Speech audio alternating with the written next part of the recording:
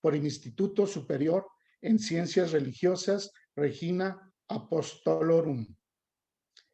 Es autor de los libros y los Sapiens, ¿Dónde quedó? Y Persona y Bioética. Le damos la bienvenida a Marco Antonio. Bienvenido, Tony, adelante. Hola, ¿qué tal? Voy a compartir pantalla.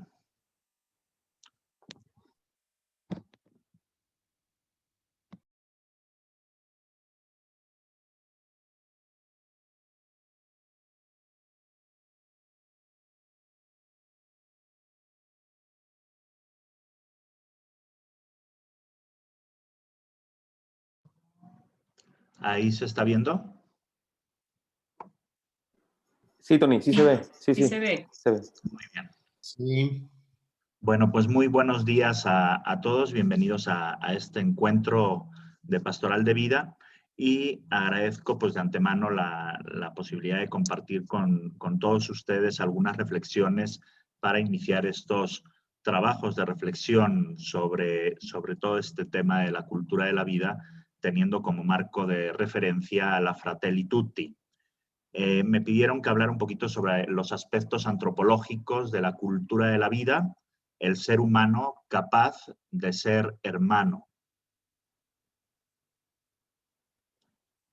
La fraternidad, comienza diciendo Fratelli Tutti, permite, y aquí vienen tres verbos muy interesantes, reconocer, valorar y amar a cada persona más allá de la cercanía física, más allá del lugar donde habite. Reconocer, que implica, creo que hay micrófonos abiertos por ahí.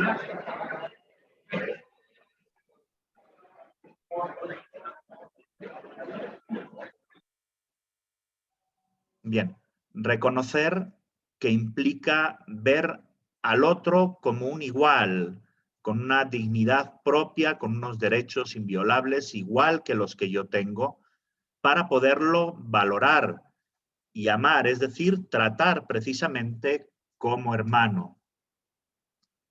La fraternidad humana es un lazo de unión entre los hombres, basado, voy a recorrer nada más tres aspectos, en el respeto a la dignidad humana, en la igualdad de derechos de todas las personas y en la solidaridad de los unos por los otros. Bien, el primero, el respeto a la dignidad humana. Para poder hacer una reflexión antropológica sobre el tema de la persona y la dignidad, tenemos que partir primero del dato científico, sobre todo en el reconocimiento del inicio de la vida humana y desde qué momento comienza esta vida. La ciencia es más que evidente. Desde sus ramas propias de este saber, la biología molecular, la embriología, la genética, la ciencia nos dice que en el momento en que se fusionan los gametos masculino y femenino y comparten sus pronúcleos, combinando los cromosomas 23 más 23, surge una nueva identidad biológica diferente al papá y a la mamá. Este nuevo ser humano, que en esa primera etapa se le conoce con el nombre de cigoto, que significa acoplado, porque se acoplaron el óvulo con el espermatozoide, comienza su existencia. Hasta aquí llega la ciencia, es decir, la ciencia me puede decir en qué momento inicia la vida, en qué momento estamos vivos, en qué momento formamos parte de la especie humana. Para decir si es persona o no, tenemos que dar un brinco ahora a la antropología, a la filosofía. Y la reflexión es muy sencilla. Si la ciencia nos ha demostrado que desde el momento de la concepción existe una nueva identidad biológica que está viva, un nuevo ser humano, por el simple hecho de pertenecer a la especie humana, este ser vivo, este ser humano, posee algo que no tiene ningún otro ser vivo sobre la faz de la Tierra. Y es esa naturaleza racional, por el simple hecho de pertenecer a la especie humana. De esta naturaleza racional, donde radican esas dos facultades, la inteligencia y la voluntad, eso nos hace completamente diferentes a cualquier otro ser vivo, y esa diferencia, esa naturaleza racional que nos hace diferentes, la llamamos en filosofía una dignidad propia, una dignidad intrínseca, algo que nos hace completamente diferentes a cualquier otro ser vivo y que nos convierte en un fin y no en un medio, en un sujeto y no en un objeto. Y de esa dignidad propia brotan unos derechos que son inviolables. Por tanto, partiendo de la reflexión científica que nos dice cuándo inicia la vida humana y a qué especie pertenece y en qué momento está viva, y dando el brinco a la reflexión filosófica, antropológica, que reconoce en el ser que pertenece a la especie humana una naturaleza racional que nos hace completamente diferentes, y es lo que llamamos dignidad, de la cual brotan esos derechos inviolables, entonces afirmamos que desde el momento de la concepción ya no estamos solamente ante un ser vivo que pertenece a la especie humana, sino que estamos ante una persona humana, con la misma dignidad que tú y que yo, y con los mismos derechos. Entonces, este tiene que ser el punto de partida, el respeto a la dignidad de todo ser humano.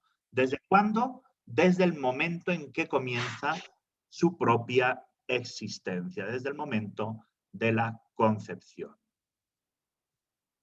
Definir la dignidad humana ha sido algo muy complejo y hay multitud de definiciones, pero podríamos decir que es esa inviolabilidad de cada persona, ese reconocimiento que no puede ser utilizada o sacrificada como un mero instrumento para la realización de fines generales. Como decíamos, el ser humano, la persona humana, posee en sí mismo algo que lo hace ser un sujeto y no un objeto, ser un fin y no un medio.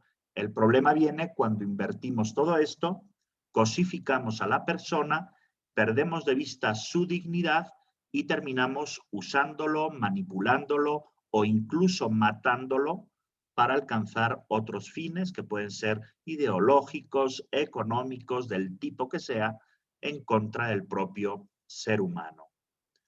Cuando hablamos de dignidad, hay que distinguir dos tipos de dignidad. La primera dignidad, que es la dignidad ontológica, es decir, aquella que es propia de todos los seres humanos por el simple hecho de pertenecer a la familia humana, a la especie humana. Esa dignidad que es propia, que la poseemos todos y que es la base para poder hablar de una igualdad entre todas las personas, sin importar su sexo, su raza, su religión, de dónde proceda, su color de piel, en fin. La dignidad ontológica no depende de lo que hacemos, sino de lo que somos. Por el simple hecho de ser personas, poseemos una dignidad propia.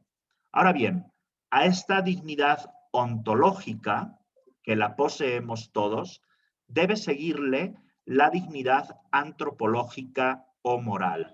Es decir, el ser digno ontológicamente hablando, al ser digno a través de nuestros propios actos.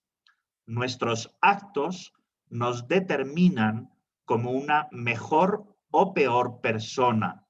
Por eso cuando vemos este contraste, la imagen de Madre Teresa de Calcuta, automáticamente nos viene a la cabeza, era una buena persona, porque pasó por el mundo haciendo el bien, porque pasó dedicándose a los más necesitados, a los más vulnerables.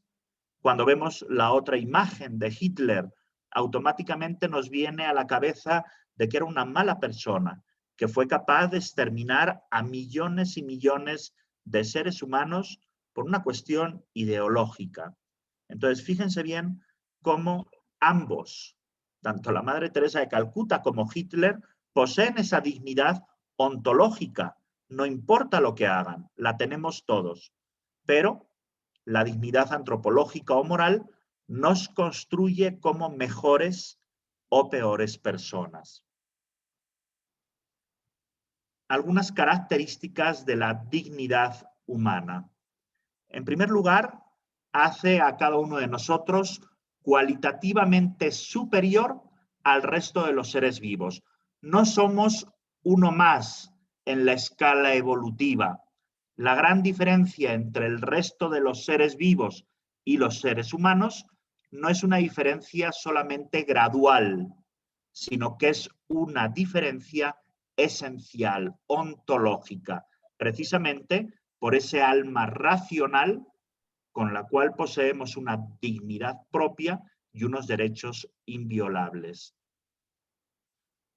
La dignidad no admite grados. Todos los seres humanos poseen esta misma dignidad ontológica.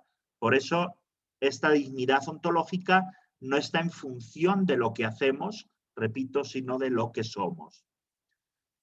Otra característica es que el respeto a la dignidad humana es el fundamento de todo derecho positivo. El derecho positivo creado por los seres humanos. Por eso, cuando perdemos de vista la ley natural y en concreto la dignidad humana, somos capaces de crear leyes injustas, leyes que matan, como puede ser una ley del aborto, una ley de la eutanasia. Y la dignidad es irrenunciable y la conservamos hasta la muerte. Bien, un poquito para encuadrar un poco todo este tema de la dignidad. El segundo elemento de esta fraternidad humana es la igualdad de derechos de todas las personas. El hombre tiene por sí mismo derechos y deberes, porque a veces nos quedamos nada más con la bandera de los derechos, gritando, exigiendo, reclamando derechos, y nos olvidamos que todo derecho trae consigo un deber, una responsabilidad. Esto ya lo explicaba con mucho más detalle Juan XXIII en su encíclica Pacem in Terris, donde hablaba de esa correlación de los derechos y de los deberes. Así, por ejemplo, él decía, al derecho a la vida le corresponde el deber de proteger y preservar dicha vida. Por eso es impropio hablar de un derecho a la muerte, de un derecho al aborto, porque los derechos per se no son contradictorios entre sí. Y el derecho a la vida es el derecho primigenio del cual brotan todos los demás. Por ello son universales, inviolables y no pueden renunciarse bajo ningún concepto. Algo que hay que tener muy en cuenta es que no es la sociedad, no es el Estado quien otorga los derechos. Nacen por el simple hecho de ser persona. Los derechos se fundamentan, por tanto, en la propia naturaleza humana. Por eso son universales y por eso el gran problema con el que nos podemos enfrentar hoy es el querer convertir caprichos en derechos.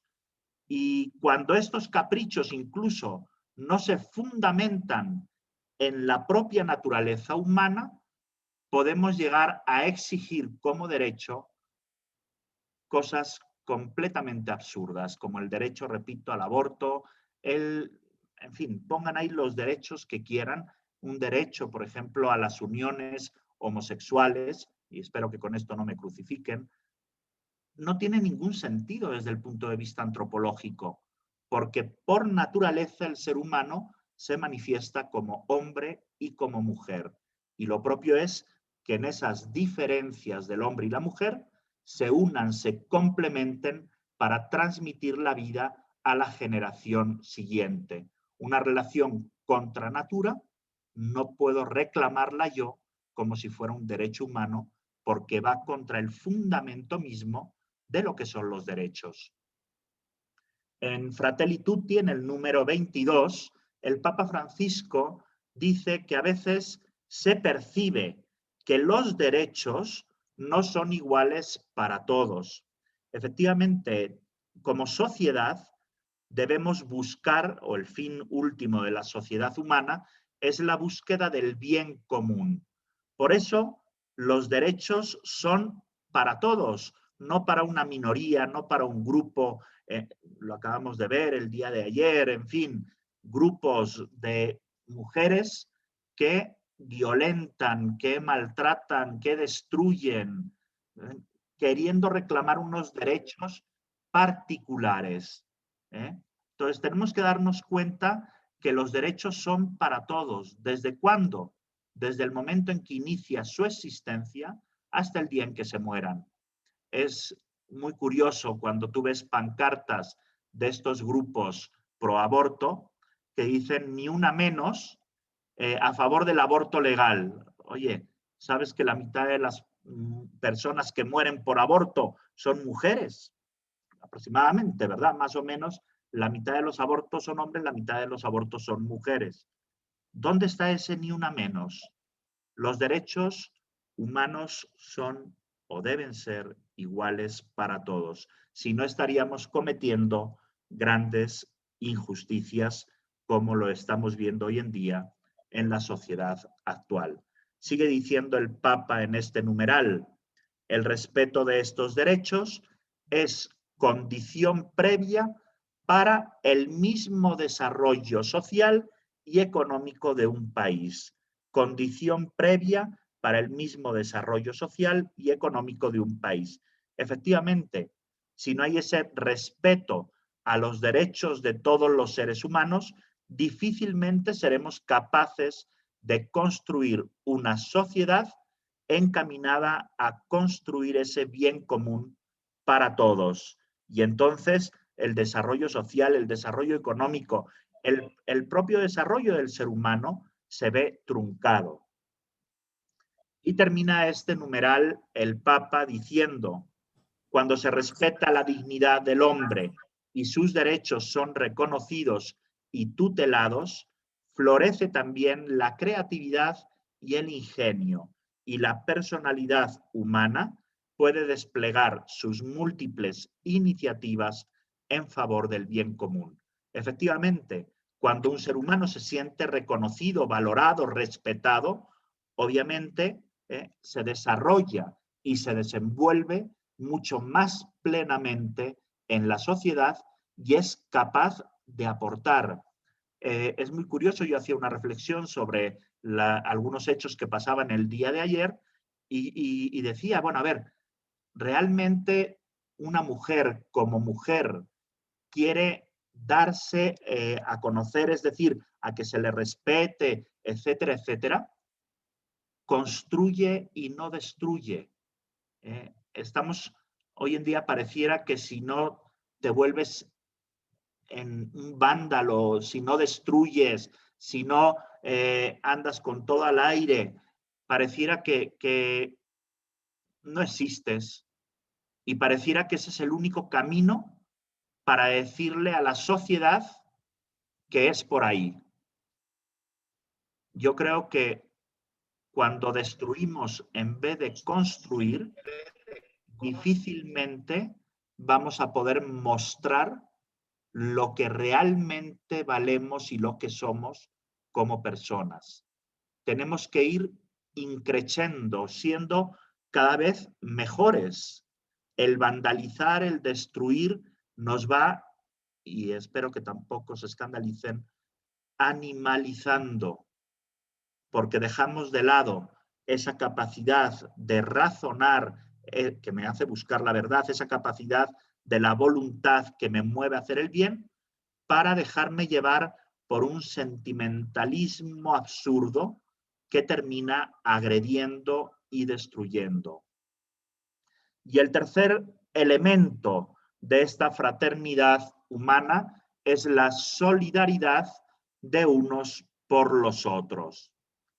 Podemos decir, siguiendo el compendio de la doctrina social de la Iglesia, que la solidaridad es la interiorización del bien común a través de la conciencia de nuestra interdependencia humana, por la cual somos capaces de tender puentes, de construir puentes, por la cual somos capaces de tender una mano amiga a aquel que lo necesita. La solidaridad muestra lo más grande que tenemos como personas y como sociedad, porque nos hace no pasar de largo ante las fragilidades, ante las miserias, ante las vulnerabilidades del otro. Es un vínculo, como decía Juan 23, que agrupa a todos los hombres en una única y sola familia. Por eso, hoy en día, hablar de la Fratelli Tutti tiene mucho sentido. Volver a recuperar esa capacidad de volver nuestra vista al otro, al que más lo necesita. En ese sentido, Pablo VI afirmaba que el desarrollo integral del hombre no puede darse sin el desarrollo solidario de la humanidad, donde todos nos encontremos como hermanos, como hijos de Dios. Ahí tienen la referencia en la Populorum Progressio. No puede darse sin el desarrollo solidario de la humanidad. Hoy en día todo este tema de la globalización de la comunicación, que nos permite estar interconectados, por ejemplo, ahorita o con cualquier parte del mundo en tiempo real, uno diría, bueno, pues eso podría hacer que nos acercáramos más como familia humana. Y sin embargo, parece ser que todo este tema de las redes sociales, donde tú tienes en una tantos miles de amigos, en otra no sé cuántos miles de seguidores, etcétera, etcétera. Y hoy en día, por ejemplo, los jóvenes que están todo el día conectados e interconectados en sus redes sociales, están más solos que nunca. Con todo lo que implica, eso abre las puertas a la depresión, a la ansiedad, incluso al suicidio. Entonces, qué importante es tener esto en cuenta. No es posible el desarrollo integral de la persona sin el desarrollo solidario de la humanidad. Y lo aterriza el Papa Francisco en Fratelli Tutti número 5, cuando dice: Dios ha creado a todos los seres humanos iguales en los derechos, en los deberes y en la dignidad, esa dignidad ontológica, y los ha llamado a convivir como hermanos entre ellos. Mientras no demos ese paso de reconocer al que tengo enfrente como un hermano, seré incapaz de tratarlo con el respeto y el cuidado que merece. Esa anécdota de Madre Teresa, ¿verdad? Que ella decía que veía en los enfermos el rostro de Cristo. Por eso, ¿cómo no van a ser mis hermanos? ¿Cómo no los voy a atender, a cuidar? ¿No?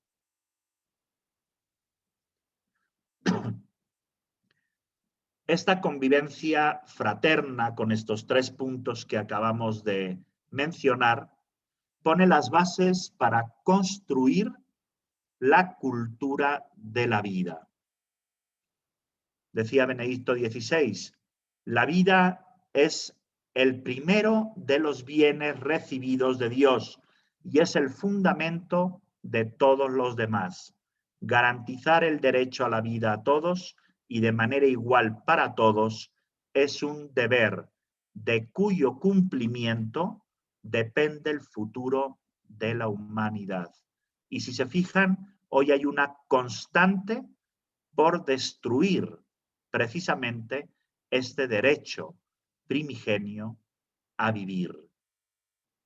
Solitos, como sociedad, nos estamos autosuicidando, nos estamos haciendo el harakiri.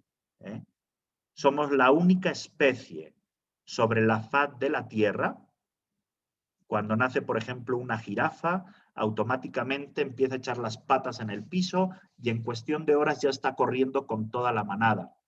Es decir, todos los animales cuando llegan a la existencia hacen lo posible por sobrevivir. Y nosotros, que supuestamente somos la especie sapiens sapiens, la especie racional pensante, estamos buscando autodestruirnos a nosotros mismos. En este sentido, Juan Pablo II en Evangelium Vitae decía que todos tenemos la responsabilidad de promover la cultura de la vida. No importa el ámbito en el que te desenvuelvas, todos tenemos la responsabilidad de promover la cultura de la vida. No es una cuestión religiosa de si eres creyente o no eres creyente. Terencio, filósofo griego, decía: hombre soy y nada de lo humano me es ajeno. La defensa de la vida, la promoción de la cultura de la vida es una cuestión de humanidad. En caso contrario, el Papa nos alerta en Fratelli Tutti de que partes de la humanidad parecen ser sacrificables en beneficio de una selección que favorece a un sector humano digno de vivir sin límites. En el fondo, dice el Papa, no se considera ya a las personas como un valor primario que hay que respetar y amparar, especialmente si todavía no son útiles como los no nacidos o si ya no sirven, lo pone entre comillas, como los ancianos. Fíjense, las dos etapas más vulnerables del desarrollo humano, el inicio de la existencia y el fin de la vida. Claro, esto abre las puertas entonces a la difusión de una cultura de la vida, entendida, como decía el Papa Juan Pablo II en Evangelium Vitae, como esa mentalidad, esa manera de ver al ser humano y al mundo que fomenta la destrucción del más frágil, del más vulnerable, del más indefenso, por aquellos que tienen voz y voto.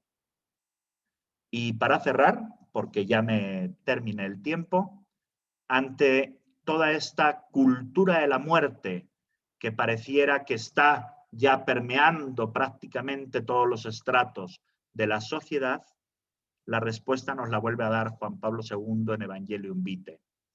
Respeta, defiende, ama y sirve a la vida, a toda vida humana. Respeta. ¿Por qué? Porque reconoces al otro como un igual. Defiende la vida, porque es una cuestión de humanidad. Ama, porque somos hermanos, porque todos somos una gran familia humana. Y sirve tus acciones, todo lo que hagas, a toda vida humana. Bien, pues por mi parte no me queda más que darles las gracias. Me pasé unos minutitos, pero bueno, voy a dejar de compartir. Y bueno, pues agradecerles de antemano un poquito este estar aquí, este compartir estas reflexiones y sobre todo que podamos conjugar y conjuntar esfuerzos a favor de la vida humana. Muchas gracias a todos. Agradecemos a nuestro amigo Tony su valiosa participación en todo momento que nutre nuestra inteligencia con sus conocimientos. Muchas gracias, Tony. Y le pedimos a Ricardo Araujo que si nos hace el favor de entregarle un reconocimiento virtual a Tony. Adelante, Ricardo. Bien. Ahorita nos van a compartir el reconocimiento. Lo leo con gusto. El segundo Encuentro Nacional de Pastor de la Vida cultura de la vida, aspectos antropológicos y sociopolíticos a la luz de la Fratelli Tutti, la dimensión de la vida de la Conferencia del Episcopado Mexicano otorga el presente reconocimiento a Marco Antonio García Triñaque, nuestro querido Tony, por su valiosa colaboración como conferencista en este segundo Encuentro Nacional de Pastoral de la Vida del 9, 10 y 11 de marzo del 2021. Monseñor Jesús José Herrera Quiñones, obispo de Nuevas Casas Grandes, Chihuahua, y responsable de la dimensión de vida de la Conferencia del Episcopado Mexicano. Y el padre Rafael Felipe Alemán Jasso, secretario ejecutivo de la dimensión de vida de la Conferencia del Episcopado Mexicano. Querido Tony, mil gracias por esta excelente conferencia de los aspectos antropológicos de la cultura de la vida, el ser humano capaz de ser humano. Gracias por transmitir todos esos conocimientos, todos esos dones que Dios te ha dado, por enlazar perfectamente lo que es el magisterio de la Iglesia con estos aspectos antropológicos. Bien, gracias, Tony, y felicidades. Gracias a ustedes. Gracias, Ricardo, muy amable.